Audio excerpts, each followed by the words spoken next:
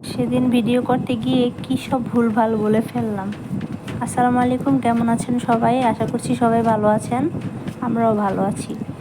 তো সেদিন দশমীর দিন আর কি আমরা গিয়েছিলাম লঞ্চ ঘাটে। আমার ননাসকে এবং ভাইগনা ভাগ্নিকে লঞ্চে উঠাই দিতে গেছিলাম, আমি, আমার হাজব্যান্ড এবং আমার বাচ্চা।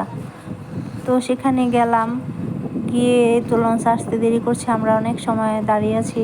সেই ফাঁকে আমি কিছু ভিডিও করে নিলাম। এখানে দেখতেই পাচ্ছেন অনেক মাটি কেটে বুলগেটের মধ্যে ভরে মাটি ইটের ভাটায় নিয়ে যাচ্ছে। তারা হয়তো ইট তৈরি করবে এগুলো দিয়ে। আসলে আঠালো মাটি দিয়ে ইট তৈরি করা সবচেয়ে ভালো হয়, কিন্তু ওনারা তৈরি করছে এগুলা দিয়ে। ইটগুলো একটু পোক্ত কম হয় আমার মনে হচ্ছে। যাই হোক, এই ফাঁকে আমি একটু আকাশটা ভিডিও করে নিলাম। দেখেন আকাশটা কেমন মেঘলা হয়ে আছে। ওই দিনের আবহাওয়াটা খুবই বৈরী ছিল। বৈরী আবহাওয়ার কারণে গুড়ি গুড়ি বৃষ্টিও হচ্ছিল। তারপরে তো রীতিমতো একটু ভালোই বৃষ্টি হয়েছিল। তো দশমী থাকার কারণে আমাদের কাঠপুটি লঞ্চ ঘাটে যে ছোটো লঞ্চগুলো যায় সকালের দিকে ঢাকার উদ্দেশ্যে, সেই লঞ্চগুলো যায়নি, সেগুলো ঘাটেই বাঁধা ছিল। তো সেই লঞ্চে আমার হাজব্যান্ড, বাচ্চা, ভাইগনা ভাইগনি উঠে দাঁড়িয়ে আছে। আমাকেও বলছে মামি আসেন। তো যাই হোক, আমি উঠে গেলাম লঞ্চে ওঠার পরেই এই ভুলটা করলাম। দেখেন, এই যে লঞ্চের ভিতরে যে 2 তলায় যে বসার জায়গাগুলো আছে, আমার ভাগ্নি দেখে বলতেছে একেবারে বাসের মতো। তো আমি আবার বললাম কি এয়ার বাস। আসলে এটা কি এয়ার বাস হবে? এটা হবে ওয়াটার বাস। তো আমি ভুলে বলে ফেললাম যে এয়ার বাস। এর পাশে আবার এখানে মাস্টারের রুমটাও আমি ভিডিও করে নিলাম। ভিডিও করে নেওয়ার পরে এই তো বাইরে বের হচ্ছি। তো আমার ভাইগনা বলছে যে এখানে যে একটা শাখা নদী আছে, সেই নদীটার নাম কি? আমি আবার বললাম যে এটা হচ্ছে ইসামতি নদী, ধলেশ্বরী শাখা নদী। ও বলতেছে যে তাহলে এই নদী দিয়ে তো আপনারা মাদারীপুরে যেতে পারেন। আমি বললাম হ্যাঁ, যাওয়া যায়। এখান থেকে তো পদ্মাতে গিয়ে মিশেছে ইসামতি নদী, পদ্মা থেকে আবার আড়িয়াল খা, পালকদি আর অন্যান্য অনেক নদী আছে, আমি তো সব নদীর নামও জানি না। সেই সমস্ত নদী হয়ে আমরা মাদারীপুরে যেতে পারি লঞ্চে। মানে সরি, যাওয়া যেত, এখন যাওয়া যায় না, এখন এই নৌপথটা বন্ধ আছে। এখান দিয়ে কোনো লঞ্চ চলাচল করে না এখন এখান দিয়ে মূলত মাল সামানায় বেশিরভাগ যাওয়া আসা করে। যেমন মানুষজনও মাঝে মধ্যে ট্রলারে করে একসাথে আসা যাওয়া করে আমি দেখি।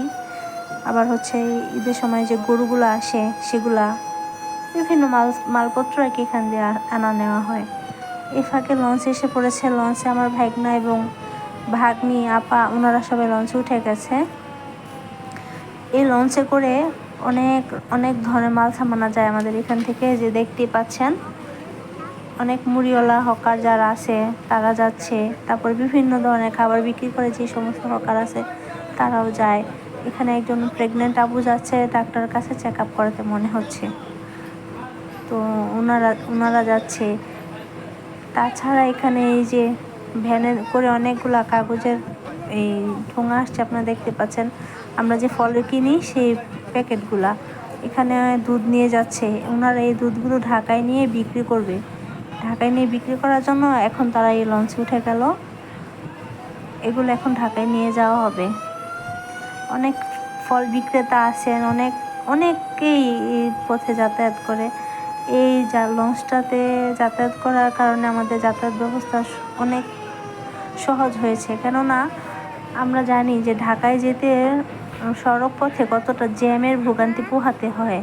যদি আমাদের মুন্সিগঞ্জ লঞ্চ ঘাটে আরও কিছু লঞ্চ থাকতো, অথবা চাঁদপুরে যে লঞ্চগুলো অ্যাভেলেবেল আসে সেই লঞ্চগুলো যদি আমাদের এই ঘাটে আসতে পারতো, তাহলে হয়তো বা আমাদের এই এলাকার যারা আছেন তাদের যাতায়াত ব্যবস্থাটা আরেকটু সহজ হতো।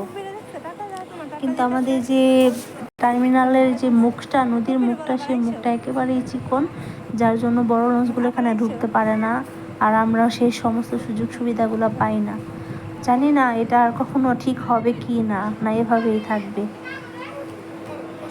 সবাই দোয়া করবেন, সবাই যেখানে থাকে ভালো থাকে। আমিও সবার জন্য দোয়া করি, আল্লাহ পাক যে যেখানে আছে সবাইকে ভালো রাখুক। আমরা মানুষ, একে অন্যের পাশে সাহায্য সহযোগিতা করব, ভালো মন্দে এগিয়ে থাকবো, এটাই অনেক বেশি আমাদের চাওয়া। আর কিছুই চাই না। এই পৃথিবীটা কয়েকদিনের ক্ষণস্থায়ী। যাই হোক, সবাই ভালো থাকবেন, সুস্থ থাকবেন। আসসালামু আলাইকুম।